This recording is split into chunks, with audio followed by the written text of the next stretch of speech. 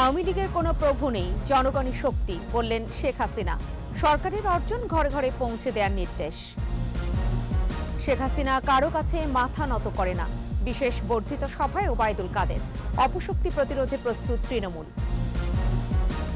অর্থ বছরের প্রথম মাসেই রপ্তানি বাণিজ্যে চমক, রিজার্ভের জন্য ইতিবাচক, বলছেন অর্থনীতিবিদরা।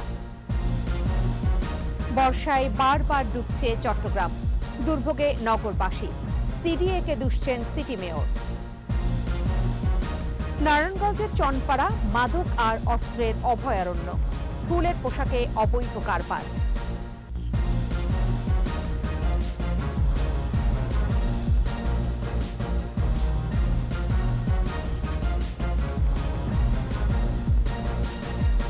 আপনি চান কি না চান, আমরা আপনাকে দেশি সরিষার খাঁটি তেলে দিয়ে যাব। জি হ্যাঁ, এই নিন সুরেশ সরিষার তেল। এতক্ষণ শুনছিলেন ফার্স্ট সিকিউরিটি ইসলামী ব্যাংক লিমিটেড সংবাদ শিরোনাম। প্রত্যেককে আমন্ত্রণ জানাচ্ছি সন্ধ্যা 7:21 সংবাদে। সাথে থাকছি আমি ফেরদৌসী আহমেদ। দর্শক, 21 টেলিভিশনের সংবাদ একই সাথে সরাসরি দেখতে পাবেন আমাদের ফেসবুক পেজ www.facebook.com/2124 অনলাইনে। সংবাদে এছাড়াও যা থাকছে: রবির আলোয় উদ্ভাসিত বাঙালি মনন, প্রয়াণ দিবসে বিনম্র শ্রদ্ধায় কবিগুরুকে স্মরণ।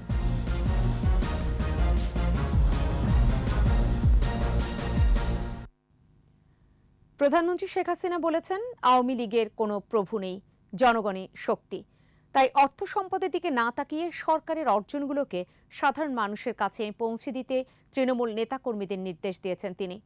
গণভবনে আওয়ামী লীগের বিশেষ বর্ধিত সভায় সভাপতি শেখ হাসিনা বললেন, খুনি বিএনপির হাতে দেশ কখনোই নিরাপদ নয়। বাকিটা জানাচ্ছেন প্রণব চক্রবর্তী। আগামী ডিসেম্বরের শেষে বা জানুয়ারির শুরুতেই দ্বাদশ জাতীয় সংসদ নির্বাচন। এ উপলক্ষে সারা দেশের আওয়ামী লীগের কেন্দ্রীয় নেতাদের পাশাপাশি ৭৮টি সাংগঠনিক জেলার তৃণমূল নেতা ও জনপ্রতিনিধিদের নিয়ে বিশেষ বর্ধিত সভা। আওয়ামী লীগ সভাপতি প্রধানমন্ত্রী শেখ হাসিনার সভাপতিত্বে গণভবনে সভার শুরুতেই 15 আগস্ট বঙ্গবন্ধু সহ পরিবারের সকল সদস্য ও আওয়ামী লীগের প্রয়াত নেতাকর্মীদের উদ্দেশ্যে শোক ও নীরবতা পালন করা হয়। বক্তব্যে প্রধানমন্ত্রী বলেন, দীর্ঘদিন দেশের মানুষের ভাগ্য নিয়ে ছিনিমিনি খেলেছে খুনি চক্র। তাদের দুঃশাসন আর দুর্নীতির বিরুদ্ধে আওয়ামী লীগেই আস্থা রেখেছে জনগণ। একমাত্র আওয়ামী লীগ ক্ষমতা আছে বলে, সুষ্ঠু পরিকল্পনা নিয়ে এগিয়েছে বলে আজকের বাংলাদেশ বদলে যাওয়া বাংলাদেশ, আজকের বাংলাদেশ বিশ্বে সম্মান পেয়েছে। সরকার প্রধান বলেন, আওয়ামী লীগ ক্ষমতায় থাকলে মানুষের উন্নতি হয়। তাই মানুষের আস্থা ও বিশ্বাস অর্জনে কাজ করতে তৃণমূলের নেতাদের আহ্বান জানান তিনি। খালেদা জিয়া, তারেক জিয়া বা জিয়াউর রহমান সবকটাই তো খুনি। এরা তো খুনের মাধ্যমেই আসছে। এদের হাতে এদেশের মানুষও নিরাপদ না, দেশও নিরাপদ না।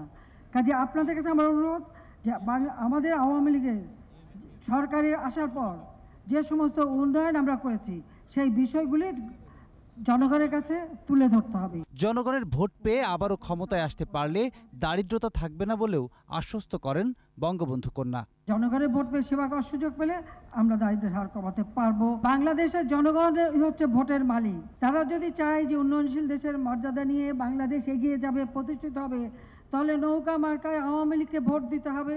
আর আওয়ামী লীগ ভোট পেলে এটা সম্ভব হবে, তাছাড়া অন্য কেউ হলে করবে না। পরে তৃণমূলের বিভিন্ন বিষয়, নির্বাচন ও মাঠের আন্দোলন নিয়ে নেতাকর্মীদের সাথে মত বিনিময় করেন আওয়ামী লীগ সভাপতি ও প্রধানমন্ত্রী। শুধু অর্থ সম্পদ দিয়েই জীবনে সবকিছু হয় না, মানুষের সেবা করে তাদের আস্থা বিশ্বাস অর্জন। প্রণব চক্রবর্তী, 21 টেলিভিশন, ঢাকা। বিশেষ বর্ধিত সভায় আওয়ামী লীগ সাধারণ সম্পাদক ওবায়দুল কাদের বলেছেন, শেখ হাসিনা কারো কাছে মাথা নত করে না। সব ষড়যন্ত্র প্রতিহত করে আগামী নির্বাচনেও আওয়ামী লীগ জয়ী হবে বলেও জানান তিনি। তৃণমূল নেতারা জানান, আগামী নির্বাচনে সকল অপশক্তিকে প্রতিরোধে করতে প্রস্তুত তারা। প্রণব চক্রবর্তীর আরেকটি রিপোর্ট। বিশেষ বর্ধিত সভায় দলের সভাপতি প্রধানমন্ত্রী শেখ হাসিনার নির্দেশনা জানতে সকাল থেকেই দেশের বিভিন্ন স্থান থেকে আসা আওয়ামী লীগ নেতাদের মধ্যে দারুণ উচ্ছ্বাস। গ্রন্থ থেকে পাঠ করা হবে। সাধারণ সম্পাদক ওবায়দুল কাদের দেশের প্রয়োজনে তৃণমূলের নেতাকর্মীদের সবসময় প্রস্তুত থাকার আহ্বান জানান। অনেক রক্ত ঝরার এই বাংলাদেশ অনেক কষ্টার্জিত এই বাংলাদেশ, আমার এ পতাকা এই দেশ পাকিস্তানের বন্ধুদের হাতে আমরা তুলে দেব না। বঙ্গবন্ধু কন্যার নির্দেশনা অনুযায়ী মাঠে থাকার অঙ্গীকার করেন তৃণমূল নেতারা। মাননীয় প্রধানমন্ত্রীর সকল নির্দেশনা আমরা যেভাবে অতীতে বাস্তবায়ন করেছি, এবারও মাননীয় প্রধানমন্ত্রীর দিক নির্দেশনা অনুযায়ী আমরা কাজ করে যাব ইনশাআল্লাহ। গ্রামগঞ্জে প্রতিটি ঘরে যেভাবে আমরা স্বাধীনতার সুফল জননেত্রী 14 বছরে জনগণের কাছে পৌঁছে দিয়েছেন, সেই ধারাবাহিকতা বজায় রাখবার জন্য জনগণকে উদ্বুদ্ধ করব। আগামী নির্বাচনে দলকে জয়ী করতে সকল ষড়যন্ত্র প্রতিহত করে নেতাকর্মীরা সজাগ আছে বলেও জানান তৃণমূলের নেতারা। ঐক্যবদ্ধভাবে জননেত্রী শেখ হাসিনার নেতৃত্বে আমরা মোকাবেলা করব। আমাদের মাননীয় প্রধানমন্ত্রীর যে সমস্ত কাজ, যে সমস্ত দলীয় প্রোগ্রাম আমরা সুশৃঙ্খলভাবে এবং দূরত্বের সহিত আমরা পালন করে যাচ্ছি।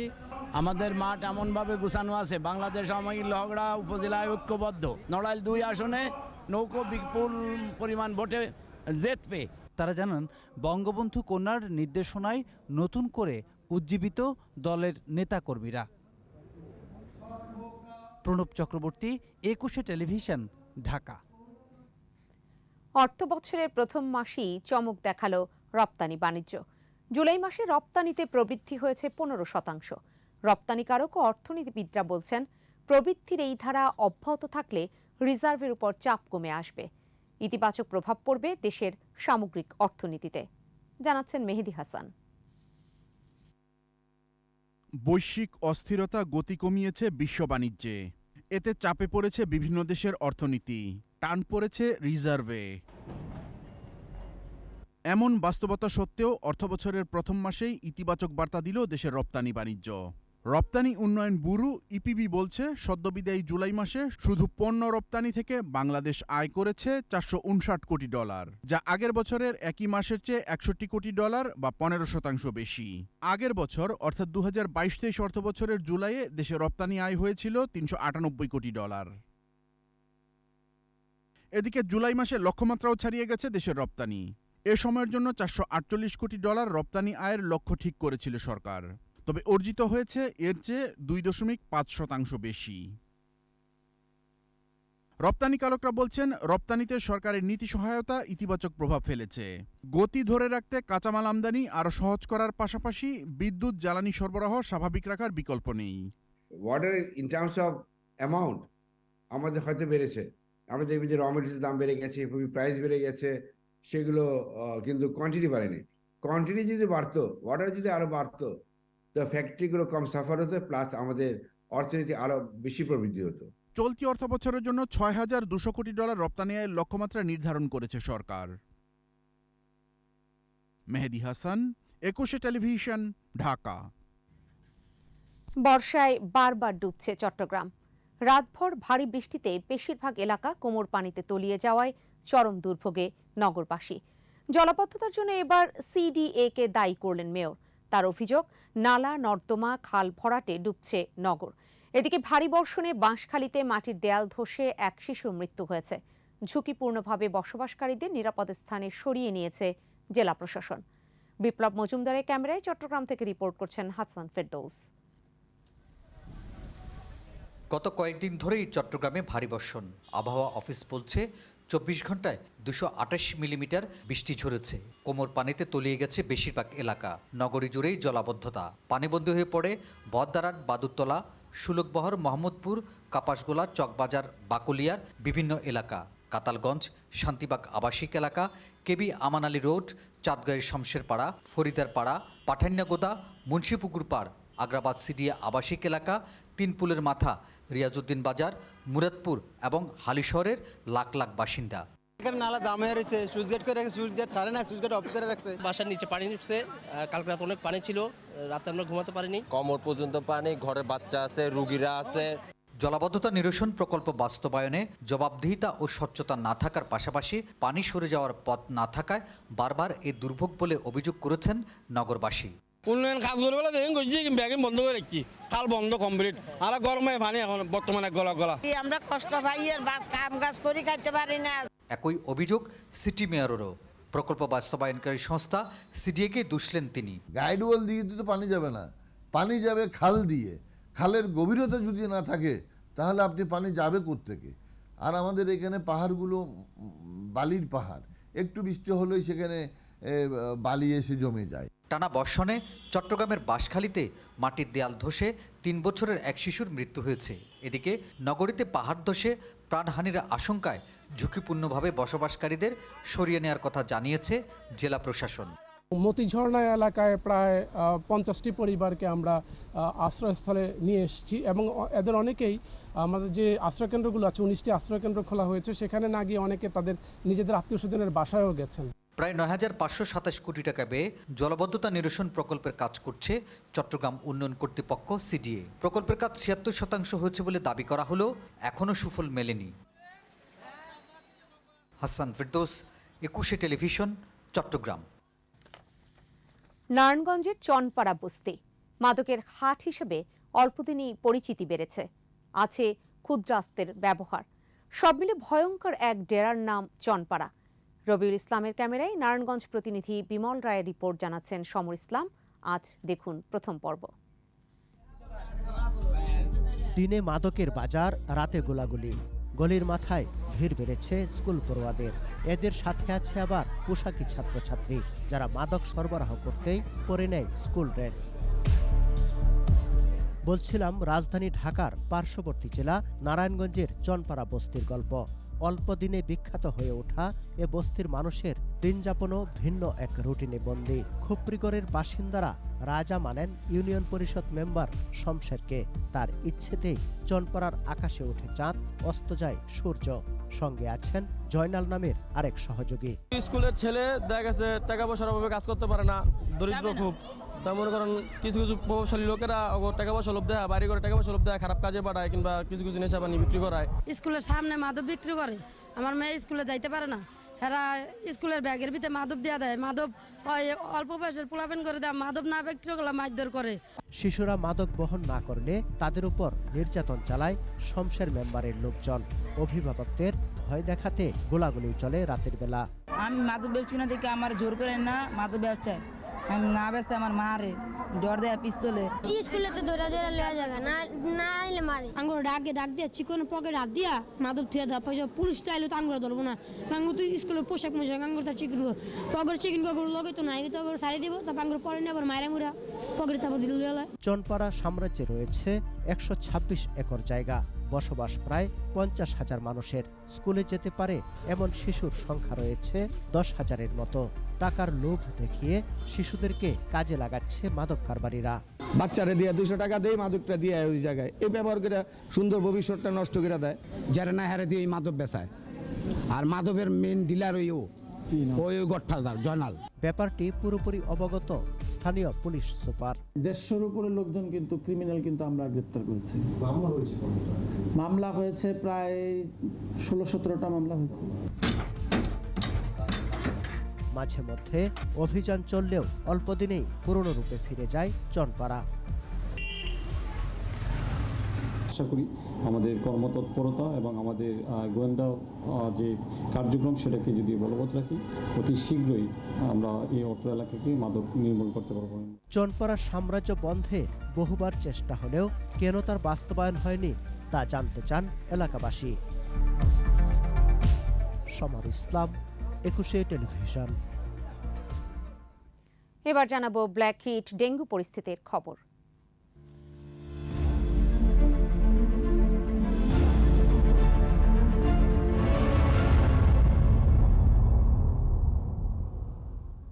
প্রতিদিনই বাড়ছে ডেঙ্গু আক্রান্তের সংখ্যা। বিশেষজ্ঞরা বলছেন চলতি মাসে পরিস্থিতি আরও খারাপ হতে পারে। এদিকে স্বাধীনতা চিকিৎসক পরিষদের উদ্যোগে শহীদ সোহরাওয়ার্দী মেডিকেল কলেজ হাসপাতালে উদ্বোধন করা হয়েছে ডেঙ্গু সহায়তা কেন্দ্র। বিস্তারিত জানাচ্ছেন পার্থ সারথী। বাংলাদেশে ডেঙ্গু রোগের মৌসুম ধরা হয় মে থেকে সেপ্টেম্বর পর্যন্ত। এর মধ্যে আক্রান্তের হার সবচেয়ে বেশি থাকে জুলাই ও আগস্ট মাসে। এছাড়া বছর জুড়েও ডেঙ্গুর প্রাদুর্ভাব দেখা যাচ্ছে সাম্প্রতিক সময়ে। গত 5 বছরে ডেঙ্গু রোগের পরিসংখ্যান বিশ্লেষণ করলে দেখা যায় চলতি বছরের জুলাই পর্যন্ত যত রোগী মারা গেছেন তা এর আগে কখনো কোনো বছরের প্রথম 6 মাসে দেখা যায়নি। রোগীর চাপ সামলাতে প্রস্তুত রয়েছে রাজধানীর বিভিন্ন হাসপাতাল। তবে দ্বিতীয়বার ডেঙ্গুতে আক্রান্তদের নিয়ে ঝুঁকির কথা জানালেন চিকিৎসকরা। আমরা তো অবশ্যই প্রস্তুত। আমাদের এখানে অলরেডি জানেন যে আমরা অনেকগুলো ডেঙ্গু ওয়ার্ড আলাদা করেছি এবং আরও অনেক স্পেস আমরা রেখেছি। ডেঙ্গু ওয়ার্ড ম্যানেজমেন্টের জন্য নার্স একটা ইম্পর্টেন্ট, তো এই জন্য অলরেডি আমরা কিছু নার্সের ডিমান্ড দিয়েছি। এক ভ্যারাইটি দ্বারা আক্রান্ত আগে হয়ে থাকে, যদি দ্বিতীয় কোনো ভ্যারাইটি দ্বারা আক্রান্ত তাহলে তার সিভিয়ারিটি বাড়ে এবং সে খুব তাড়াতাড়ি খারাপ হয়ে যায়। এবার কিন্তু সেটাই হচ্ছে। প্রত্যেকে সচেতন হইতে হবে যে যদি জ্বর দেখা যায় আগেই জানিয়ে নিশ্চিত হওয়া যায় যে তার ডেঙ্গু হয়েছে কিনা, কারণ ডেঙ্গু হইলে সে যদি আগে থেকে সচেতন থাকে তাহলে তার জটিলতা হয় না। আর যে সচেতন থাকে না সে হুট করে শকে চলে যায় বা অজ্ঞান হয়ে যায়, তখন তাকে কিন্তু মৃত্যু ঝুঁকি বেড়ে যায়। এদিকে শহীদ সোহরাওয়ার্দী মেডিকেল কলেজ হাসপাতালে উদ্বোধন করা হয়েছে ডেঙ্গু সহায়তা কেন্দ্র। জনসচেতনতা বাড়াতে এই কেন্দ্র থেকে বিতরণ করা হয় লিফলেট। দেশ স্বাস্থ্য খাতে যেমন এগিয়ে যাচ্ছে, সব জায়গায় এগোচ্ছে, এটি ধারা অব্যাহত রাখার জন্য আজকে আমাদের এই প্রচারণা। পার্থ সারথী, 21 টেলিভিশন, ঢাকা। সাবধান, কারণ 1 সেকেন্ডের মধ্যেই আপনার বাচ্চা হয়ে পড়তে পারে মারাত্মক ডেঙ্গু মশার শিকার। সেই জন্যই নিয়ে আসুন কালো হিট। এটা মশাদের মেরে ফেলে সঙ্গে সঙ্গে। কালো হিট, মশাদের বিনাশ তৎক্ষণাৎ। বিরতি, যখন ফিরছি তখন থাকছে। শেষ যাত্রায় সর্বস্তরের মানুষের শ্রদ্ধা, ভালোবাসায় সিক্ত শহীদ জায়া পান্না কায়সার, বুদ্ধিজীবী কবরস্থানে চিরশয়ান। বিরোধ নিষ্পত্তিতে ডিজিটাল ভূমি জরিপ শুরু, আগামী অধিবেশনেই পাশ হবে নতুন আইন, জানালেন মন্ত্রী।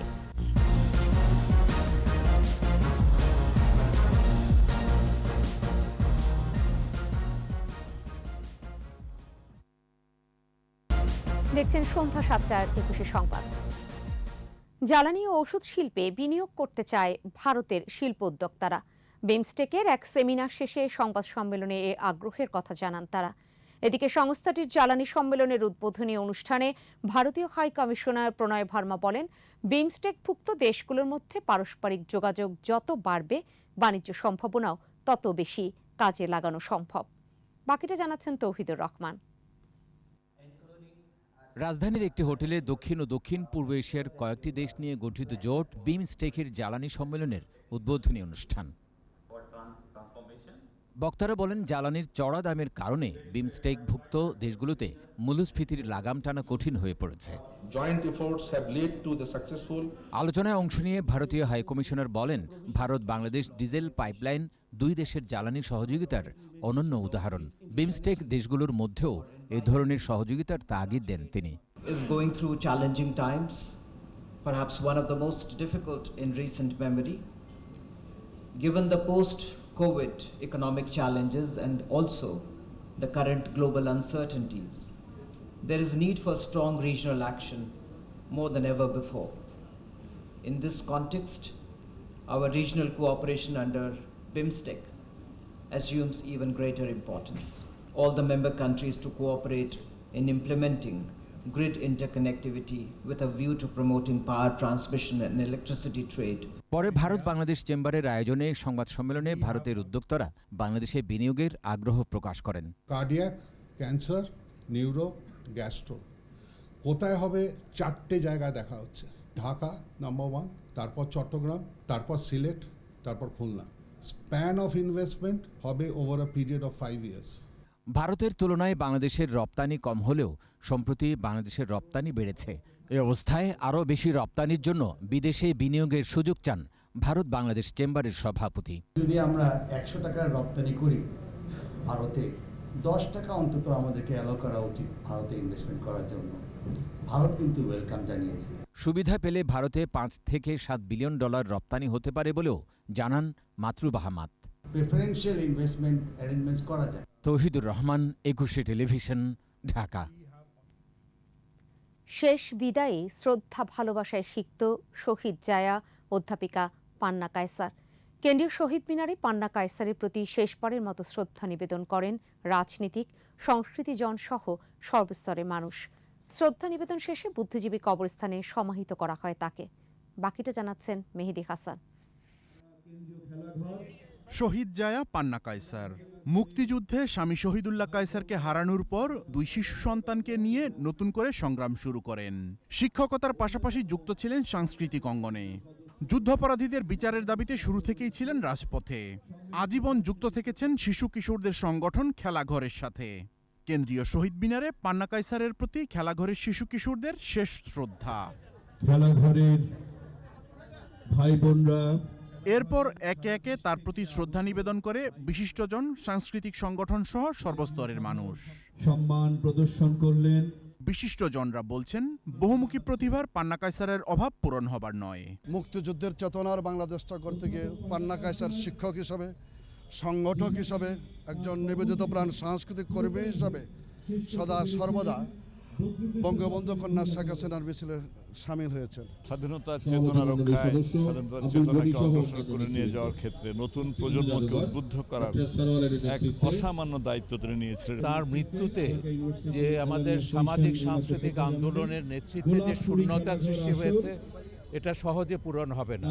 মুক্তিযুদ্ধের চেতনা ও অসাম্প্রদায়িক বাংলাদেশে পান্না কায়সার অনন্তকাল বেঁচে থাকবেন বলেও জানান বিশিষ্টজনেরা। বাংলাদেশের স্বাধীন অস্তিত্বে চলার পথে যে সমস্ত মানুষ আমাদেরকে দিক নির্দেশনা দিয়েছেন, তিনি তাদের অন্যতম ছিলেন। সম্প্রীতির বাংলাদেশ, অসাম্প্রদায়িক বাংলাদেশ, বঙ্গবন্ধুর বাংলাদেশ, সেই বাংলাদেশের কাজটাকে তিনি যেখানে রেখে গেছেন, সেই কাজটিকে আমাদের সবাই মিলে সম্পূর্ণ করার দায়িত্ব। মায়ের চলে যাওয়া কোনোভাবেই মানতে পারছেন না মেয়ে শমী কায়সার। আমার মাই আমাদের বাবা, মাই আমাদের মা, তিনি আমাদের কাছে সব। আমরা তার রাজনৈতিক সংগ্রাম, অর্থনৈতিক সংগ্রাম, সামাজিক সংগ্রাম, ব্যক্তিগত সংগ্রাম, পারিবারিক সংগ্রাম সবকিছু আমরা দেখেছি। শুক্রবার সকাল 9:30টায় শমী কায়সারের বাসায় শেষ নিঃশ্বাস ত্যাগ করেন পান্না কায়সার। শ্রদ্ধা নিবেদন শেষে মিরপুরের শহীদ বুদ্ধিজীবী কবরস্থানে সমাহিত করা হয় তাকে। মেহেদী হাসান, 21 টেলিভিশন, ঢাকা। ভূমি বিরোধ নিষ্পত্তিতে চট্টগ্রাম থেকে শুরু হয়েছে ডিজিটাল ভূমি জরিপ। সংসদের আগামী অধিবেশনে পাশ হতে যাওয়া নতুন ভূমি আইনে ভূমিদস্যুদের জেল জরিমানার বিধান রাখা হয়েছে বলে জানিয়েছেন ভূমিমন্ত্রী। ইফরাজ নূরের ক্যামেরায় চট্টগ্রাম থেকে রিপোর্ট করছেন হাসান ফেরদৌস। ভূমি মন্ত্রণালয়ের বিডিএস রোল আউট প্রকল্পের আওতায় সকালে ডিজিটাল ভূমি জরিপ কার্যক্রমের উদ্বোধন করেন ভূমিমন্ত্রী সাইফুজ্জামান চৌধুরী। জনসংখ্যা বাড়ায় মাথাপিছু ভূমির পরিমাণ কমছে, তৈরি হচ্ছে নানা বিশৃঙ্খলা। নতুন এই জরিপ শেষ হলে হয়রানি কমে আসবে বলে আশাবাদী সংশ্লিষ্টরা। পার পার্সন যে চাষাবাদী জমি, সেটা হচ্ছে মাত্র 0.4778 হেক্টর, যে কারণে আমরা এই বাংলাদেশকে বলতে পারি যে একটা ল্যান্ড ক্রাইসিস কান্ট্রি। ভূমি শ্রেণী পরিবর্তন, খাল বিল, নালা নর্দমা, নদ নদী অবৈধ দখল সহ সব বিষয় উঠে আসবে জরিপে। ফলে দায়ীদের বিরুদ্ধে ব্যবস্থা নেওয়া সহজ হবে। এটি স্যাটেলাইটের মাধ্যমে আমরা পরবর্তীতে যখন ডিজিটাল জরিপ হবে, একবার করলে এগুলো বলা চলে যে অনেক আর বারবার করতে হবে না, এবং মামলা মোকদ্দমা দিয়ে নিয়ে যে সমস্যা, সেগুলো থেকেও আমরা পরিত্রাণ পাব। ভূমিমন্ত্রী জানান, দলিল যার ভূমি তার বিধানে নতুন আইন পাশ হবে সংসদের আগামী অধিবেশনেই। আমার মন্ত্রণালয় থেকে, আমার থেকে অন্যায় করে তারা কিন্তু শাস্তির বিধান কিন্তু আছে। আপনারা আইনটা আসার পরে আপনারা বুঝতে পারবেন শাস্তির বিধান কিন্তু দুই পক্ষতে রাখা হয়েছে। প্রথম পর্যায়ে এই প্রকল্প বাস্তবায়িত হলে কমে আসবে সামাজিক বিশৃঙ্খলাও। মামলা মোকদ্দমা এই জমি নিয়ে সাংঘাতিক সমস্যা, ভাই ভাইয়ের সম্পত্তি খেয়ে ফেলছে। হাসান ফেরদৌস, 21 টেলিভিশন, চট্টগ্রাম। শোকাবহ আগস্ট।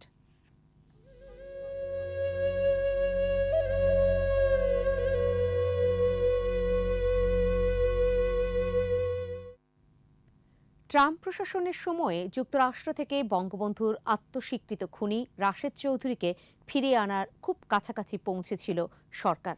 বাইডেনের আমলে বদলে গেছে মার্কিন প্রশাসনের সে অবস্থান। ফিরিয়ে দিতে চলছে টালবাহানা। সম্ভবত তাকে রাজনৈতিক আশ্রয় দিয়েছে দেশটি, এসব জানিয়েছেন পররাষ্ট্র প্রতিমন্ত্রী শাহরিয়ার আলম। এদিকে আরেক পলাতক নূর চৌধুরীর বিষয়ে কানাডার আদালত বাংলাদেশের পক্ষে রায় দিলেও এই খুনির তথ্য জানাতে বিলম্ব করছে দেশটি। মোহাম্মদ নুরুন নবীর রিপোর্ট।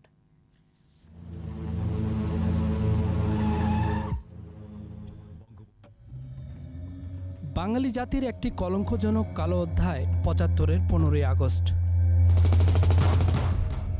কিছু ঘাতক কুলাঙ্গারের হাতে নিজ বাড়িতে সপরিবারে নিহত হন জাতির জনক বঙ্গবন্ধু শেখ মুজিবুর রহমান। আদালতের রায়ে ইতিহাসের ন্যাক্কারজনক এই হত্যাকাণ্ডে জড়িত ৫ জনের ২০১০ সালে ও ২০২০ সালে আরও একজন ঘাতকের মৃত্যুদণ্ড কার্যকর হয়। পলাতক অবস্থায় একজনের স্বাভাবিক মৃত্যুর পর বাকি ৫ জন এখনও ধরাছোঁয়ার বাইরে। এদের মধ্যে ৩ জনের কোনো হদিসই নেই। ২ জন কানাডা ও যুক্তরাষ্ট্রে বসবাস করছেন। কানাডায় নূর চৌধুরী রাজনৈতিক আশ্রয় নাকি গ্রেফতার কোন অবস্থানে আছে জানতে আইন মেনে মামলা করে বাংলাদেশ সরকার। আদালত তথ্য প্রদানের নির্দেশ দিলেও সময়ক্ষেপণ করছে দেশটি। এটা নিয়ে আমরা প্রাথমিকভাবে যে মামলাটি দায়ের করেছিলাম সেখানে আমাদের একটা প্রাথমিক বিজয় হয়েছে। কানাডার আদালত সরকারকে বলেছে এই তথ্যপত্র দেওয়ার জন্য, এবং সেটাতেও টাইম এক্সটেনশন বা ডিলে এরকম একটা ট্যাকটিক্স কানাডা সরকার নিয়েছে। প্রাথমিক বিজয় হয়েছে, এমনকি আমাদের আইনি প্রক্রিয়া চালাতে যে খরচ হচ্ছে সেটার একটা কম্পেনসেশনও কানাডা সরকারকে দেওয়ার জন্য নির্দেশনা দেওয়া হয়েছে। সেটা যত ছোটই হোক, বাট ডেভেলপমেন্টটা। ফাঁসি অবৈধ না হলেও মার্কিন যুক্তরাষ্ট্রের অবস্থান হতাশাজনক। আগেও দেশটির লস অ্যাঞ্জেলস থেকে একজন খুনিকে ফেরত দিলেও খুনি রাশেদ চৌধুরীর বেলায় বেঁকে বসেছে দেশটি। আগের সরকারের ট্রাম্প অ্যাডমিনিস্ট্রেশনের সময় আমাদের অনেক দূর অগ্রগতি হয়েছিল এবং we were just waiting for a date যে কবে রিপ্যাট্রিয়েট করবে, এরকম পর্যায়ে কিন্তু চলে গিয়েছিল। কিন্তু আমরা যেটা জেনেছি রাশেদ চৌধুরী সেখানে অ্যাসাইলাম সিক করেছিলেন এবং তাকে সম্ভবত অ্যাসাইলাম দেওয়া হয়েছে। এই আত্মস্বীকৃত খুনির ফেরতের বিষয়টিকে অ্যাটর্নি জেনারেলের কার্যালয়ের এখতিয়ার বলে দাবি করা হচ্ছে যুক্তরাষ্ট্রের পক্ষ থেকে। অথচ এই আইন কর্মকর্তার কার্যালয়ের সাথে যোগাযোগেরই সুযোগ পাচ্ছে না বাংলাদেশ।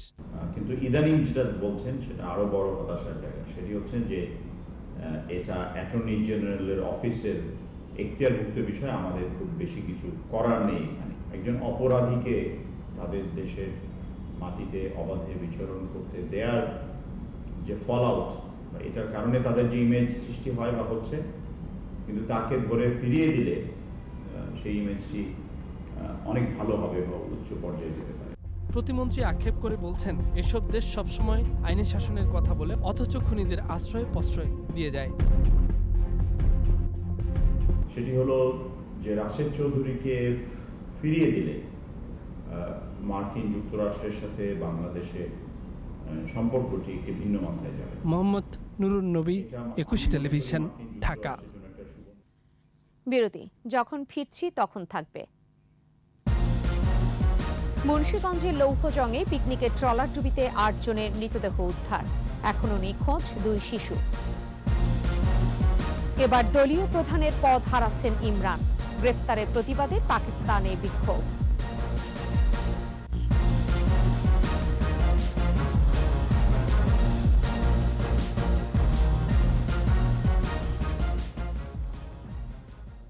দেখছেন সন্ধ্যা ৭টার ২১ সংবাদ।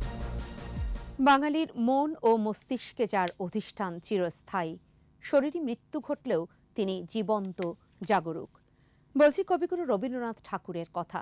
১৯৪১ সালের আজকের দিনে বিশ্বকবির মহাপ্রয়াণ। কবিগুরুর ৮২তম প্রয়াণ দিবসে শ্রদ্ধার্ঘ্য নিবেদন করছেন আদিত্য মামুন।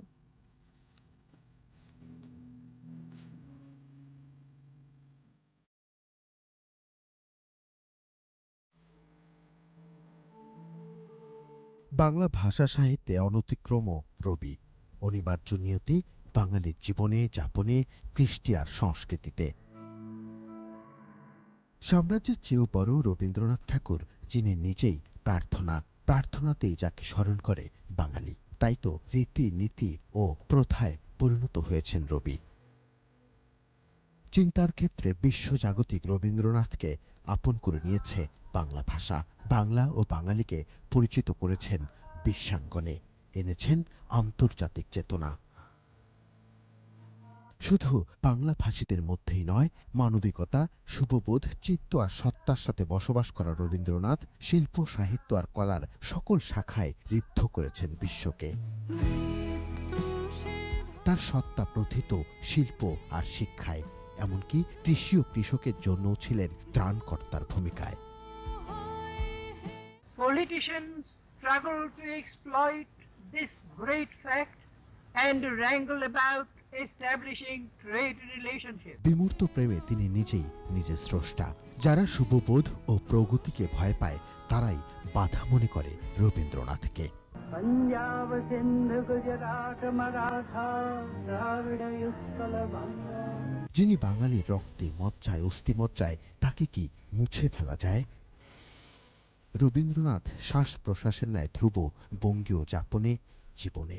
এতকাল নদী কূলে যাহা লয়েছিল ভুলে, সকলে দিলাম তুলে থরে বিথরে, এখন আমারে লাও করুণা করে। এই পৃথিবী একবার পায় তারে, পায় না কো আর। জীবনানন্দের শব্দমালায় বিনম্র শ্রদ্ধা কবিগুরু তোমায়।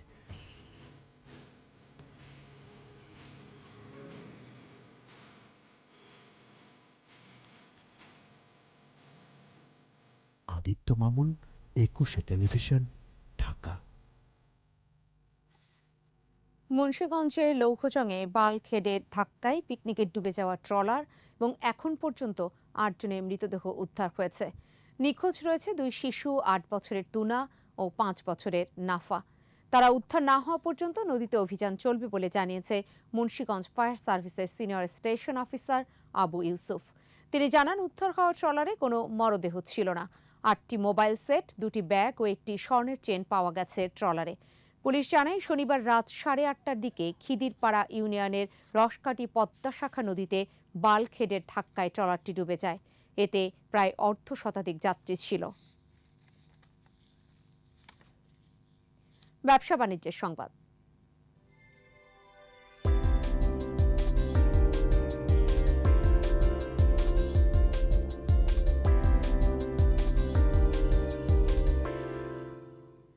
খাদ্যের গুণগত মান ও রপ্তানি বাড়াতে ই-হেলথ সার্টিফিকেট ও অনলাইন ল্যাবরেটরি রেপোজিটরি উদ্বোধন করা হয়েছে। উদ্বোধন করেন খাদ্য সচিব ইসমাইল হোসেন। এর মাধ্যমে রপ্তানি বৃদ্ধির পাশাপাশি কৃষক তার উৎপাদিত পণ্যের ন্যায্য মূল্য পাবে বলে প্রত্যাশা খাদ্য মন্ত্রণালয়ের। ল্যাব অটোমেশনের মাধ্যমে 44টি ল্যাবের 133টি খাদ্যপণ্যের 663টি প্যারামিটার সম্পর্কে জানা যাবে, যা সরকার ঘোষিত স্মার্ট বাংলাদেশ বিনির্মাণের আরেক অর্জন বলে মন্তব্য করেন বক্তারা। অনুষ্ঠানে উপস্থিত ছিলেন নিরাপদ খাদ্য কর্তৃপক্ষের চেয়ারম্যান আব্দুর কাইয়ুম সরকার, মার্কিন কৃষি বিষয়ক অ্যাটাচে সারা গিলস্কি, বিটিএফ এর প্রকল্প পরিচালক মাইকেল জে পার সহ অন্যরা। জানাবো আন্তর্জাতিক খবর।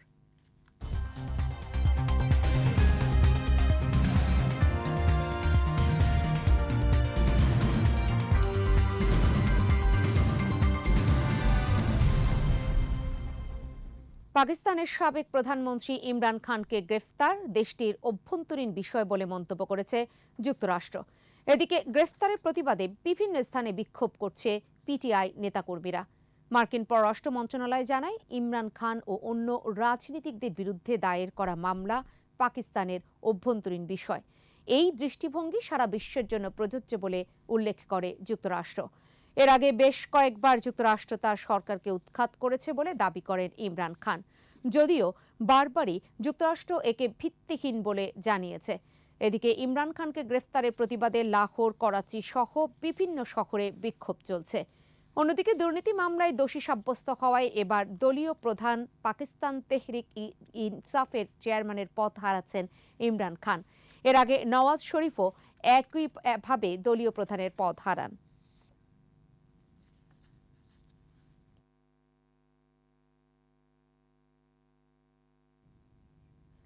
প্রধানমন্ত্রী বেনিয়ামিন নেতানিয়াহুর বিচার ব্যবস্থা সংস্কারের বিরুদ্ধে হাজার হাজার ইসরায়েলি নাগরিক বিক্ষোভ করছেন।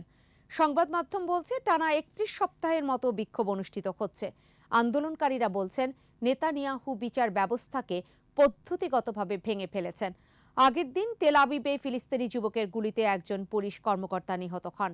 প্রধানমন্ত্রী নেতানিয়াহুর স্ট্যান্ডার্ড আইন বিলুপ্তর বিরুদ্ধে আগামী মাসে হাইকোর্টে শুনানি হবে। রায় বিরুদ্ধে গেলে না মানার ঘোষণা দিয়েছে নেতানিয়াহু এবং তার মন্ত্রিপরিষদ।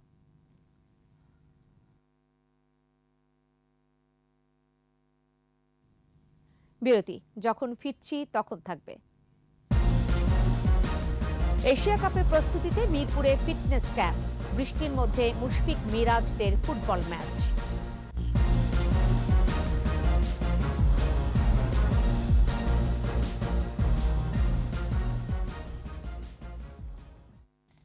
ভারতীয় ক্রিকেট বোর্ডের কাছে ওয়ানডে বিশ্বকাপে ইংল্যান্ড পাকিস্তান ম্যাচের সূচিতে পরিবর্তনের অনুরোধ জানিয়েছে পশ্চিমবঙ্গের রাজ্য ক্রিকেট সংস্থা। বিশ্বকাপে পাকিস্তানের সূচি বদলের দ্বিতীয় অনুরোধ এটি। এর আগে নবরাত্রি উৎসবের জন্য 15 অক্টোবর ভারত পাকিস্তান ম্যাচের সূচি পুনর্বিবেচনার কথা বলেছিল আহমেদাবাদের পুলিশ। ঘোষিত সূচি অনুযায়ী ইংল্যান্ডের বিপক্ষে পাকিস্তানের ম্যাচটি হওয়ার কথা রয়েছে 12 নভেম্বর। একই দিন কলকাতায় সনাতন ধর্মাবলম্বীদের কালী পূজা। স্থানীয় পুলিশ জানিয়েছে, একসঙ্গে দুটি বড় জমায়েতের কারণে আইনশৃঙ্খলা রক্ষা নিয়ে সংশয় আছে, যে কারণে সূচি বদলের অনুরোধ নিয়ে ভারতীয় ক্রিকেট বোর্ডের দ্বারস্থ হয়েছে সিএবি। মধ্যরাতে বাংলাদেশে আসছে ওয়ানডে বিশ্বকাপের ট্রফি। বরণ করে নিতে ইতোমধ্যে সকল প্রস্তুতি নিয়ে রেখেছে বিসিবি। শাহজালাল বিমানবন্দরে ট্রফি নিয়ে আগত প্রতিনিধি দলকে সম্ভাষণ জানাতে নির্ধারিত সময়ের আগেই যাবেন ক্রিকেট বোর্ডের প্রতিনিধি দল। 3 দিনে প্রদর্শনের জন্য 3টে স্থান নির্ধারণ করা হয়েছে। সোমবার পদ্মা সেতুতে ছবি তোলার জন্য নেওয়া হবে ট্রফি, সেখান থেকে ফিরে রাখা হবে হোটেলে। পরদিন মিরপুর স্টেডিয়ামে ক্রিকেটার, বিসিবি পরিচালক, বিসিবি কর্মকর্তা কর্মচারী, ক্রিকেট সংগঠক ও ক্রীড়া সাংবাদিকদের ট্রফির সঙ্গে ছবি তোলার সুযোগ করে দেয়া হবে। শেষের দিন বসুন্ধরা সিটি শপিং কমপ্লেক্সে সর্বসাধারণের জন্য ট্রফি প্রদর্শন করা হবে।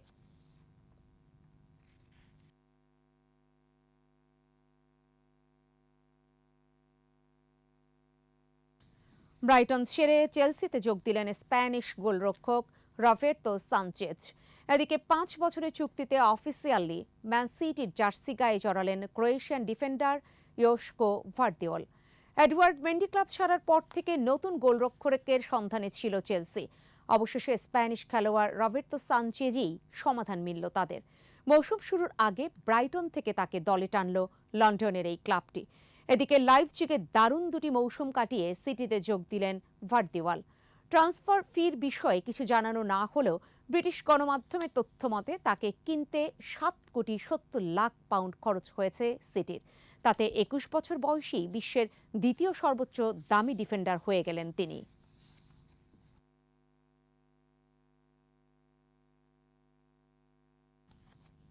আর এই সাথেই শেষ করব সন্ধ্যা 7:21 সংবাদ। যাবার আগে ফার্স্ট সিকিউরিটি ইসলামী ব্যাংক লিমিটেড সংবাদ শিরোনামগুলো জানিয়ে দিতে চাই আরও একবার। আওয়ামী লীগের কোনো প্রভু নেই, জনগণই শক্তি, বললেন শেখ হাসিনা। সরকারের অর্জন ঘরে ঘরে পৌঁছে দেওয়ার নির্দেশ। শেখ হাসিনা কারো কাছে মাথা নত করে না, বিশেষ বর্ধিত সভায় ওবায়দুল কাদের। অপশক্তি প্রতিরোধে প্রস্তুত তৃণমূল। অর্থ বছরের প্রথম মাসেই রপ্তানি বাণিজ্যে চমক, রিজার্ভের জন্য ইতিবাচক, বলছেন অর্থনীতিবিদরা। বর্ষায় বারবার ডুবছে চট্টগ্রাম, দুর্ভোগে নগরবাসী। সিডিএ-কে দুষছেন সিটি মেয়র। নারায়ণগঞ্জের চনপাড়া মাদক আর অস্ত্রের অভয়ারণ্য, স্কুলের পোশাকে অবৈধ কারবার।